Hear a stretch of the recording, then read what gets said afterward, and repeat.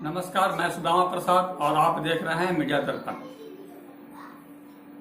इस मीडिया दर्पण में आपके लिए बीजेपी का 20 साल का सफर लाया हूं, सुनना ना भूलें।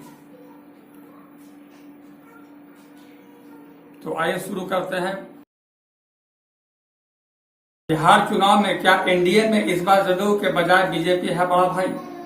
समीकरण कुछ इस तरह है। बीजेपी और जदयू के सीटों के मामले में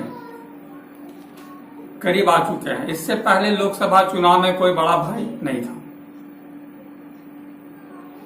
दोनों 17-17 सीट यानी बराबरी पर लड़े थे। बिहार में जदयू और बीजेपी के बीच सीटों का ऐलान हो गया है। प्रेस कॉन्फ्रेंस में मुख्य रूप से दो पार्टियां का ही चेहरा सामने आया है। गठबंधन में शामिल बाकी दो पार्टियां दोनों बड़ी पार्टियों की सहयोगी के तौर पर मैदान में उतर रही है। 20 साल में यह पहला मौका है जब बीजेपी इस तरह की बराबरी के साथ चुनावी मैदान में है। जदयू को 122 और बीजेपी को 121 सीटें गठबंधन में मिली है।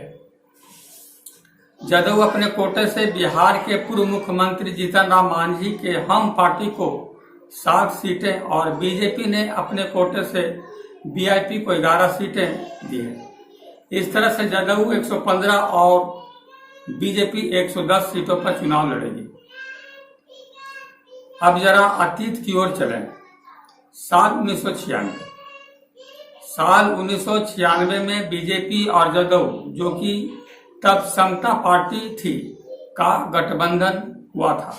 साझा बिहार में बीजेपी बड़ा भाई और समता पार्टी छोटा भाई था। ये स्थिति साल 2000 के विधानसभा चुनाव तक रही थी। साल 2000 के चुनाव में नीतीश 10 दिनों के लिए सीएम भले ही बने थे, लेकिन उस वक्त के चुनाव में बीजेपी 168, समता पार्टी 120 सीटों पर चुनाव लड़ी थी।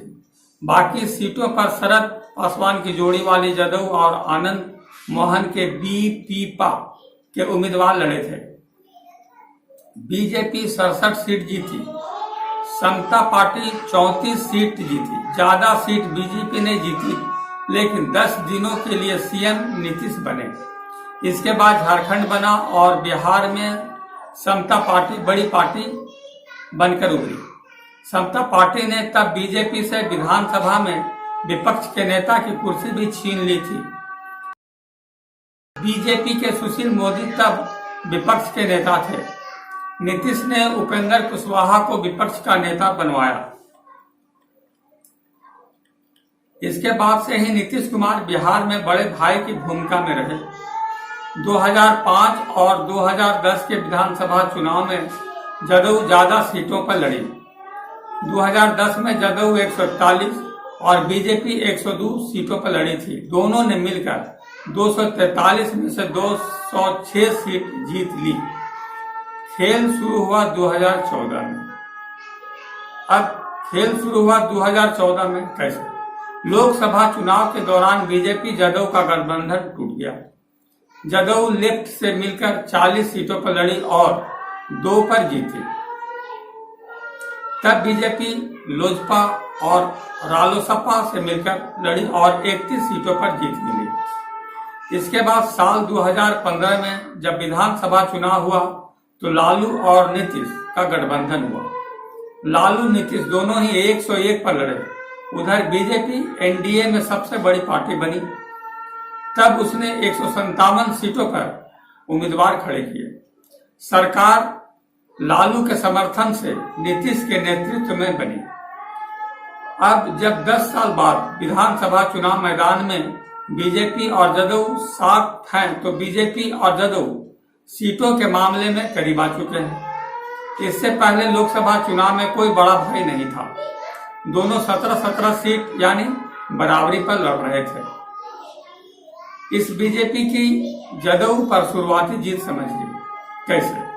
विधानसभा चुनाव में जब बीजेपी भले ही जदयू से सिर्फ 5 कम सीटों पर चुनाव लड़ रही है, लेकिन ये बीजेपी की जदयू पर शुरुआती जीत समझना होगा।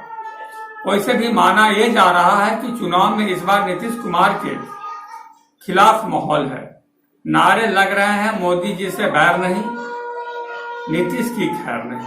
ऐसे में माना यह जा रहा है कि रिजल्ट में बीजेपी को फायदा होगा, और ऐसा होता है तो फिर नीतीश के सीएम बनने पर सस्पेंस होगा, क्योंकि एक वो बीजेपी नहीं है जिसने साल 2000 में ज्यादा सीट जीतने के बाद भी सीएम की कुर्सी नीतीश को सौंप दी थी।